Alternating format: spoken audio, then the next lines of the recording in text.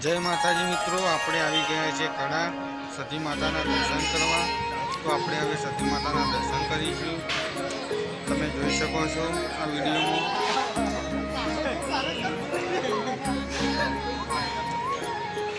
તમે આ જોઈ શકો છો, આ સૂકી રાહણ હતી કે સતી માતાએ પરચો આપીને લીલી કરેલી હતી।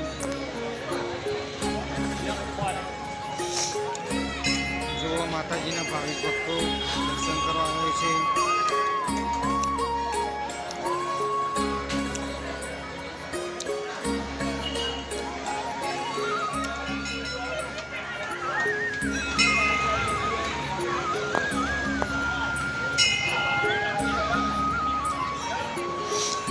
સતી વિડીયો જોતા રહો।